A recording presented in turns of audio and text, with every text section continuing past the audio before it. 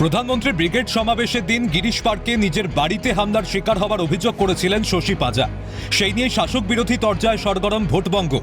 বহিরাগত দুষ্কৃতী এনে হামলা, গেরুয়া শিবিরকে নিশানা করেছিলেন রাজ্যের মন্ত্রী। এরা গুন্ডা, এরা বহিরাগত, বাইরে থেকে এনেছে পাবলিক, এরা বাংলা কি হয়েছে আজকে, এরা এইগুলো নিয়ে ব্রিগেডে যাচ্ছে, প্রধানমন্ত্রীকে শুনছে, শহরে অরাজকতা তৈরি করে। তবে এবার শাসক দলের মন্ত্রীর করা অভিযোগকে কার্যত ভিত্তিহীন দাবি পদ্ম শিবিরের। সমস্ত মারের হিসেব নেওয়া হবে।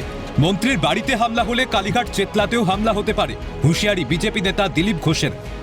কাল মাননীয় প্রধানমন্ত্রী বলেছেন সবকা সাথ, সবকা বিকাশ, সবকা হিসাব। হিসাব মানে খালি টাকার হিসাব নয়, এতদিন যা গুন্ডামি মারপিট করেছেন সব হিসাব চুকতে হবে।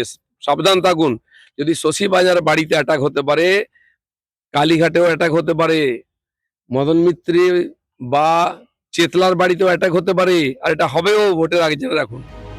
বিজেপির হুঁশিয়ারিতে ভীত নন ফিরাদ হাকিম। হামলায় রক্তাক্ত হলেও ফের মানুষের জন্যই কাজ করবেন, এমনই বার্তা কলকাতার মেয়রের। মারতে পারে আমাকে রক্তাক্ত, যদি মরে যাব, যদি বেঁচে থাকি আবার মানুষের পাশে রক্তাক্ত হয়ে আসব। প্রধানমন্ত্রীর ব্রিগেড সমাবেশের দিন রাজ্যের মন্ত্রী শশী পাঁজার বাড়িতে হামলা, ভোটের মুখে এর জল কতদূর গড়ায় সেটাই দেখার। ক্যালকাটা নিউজ।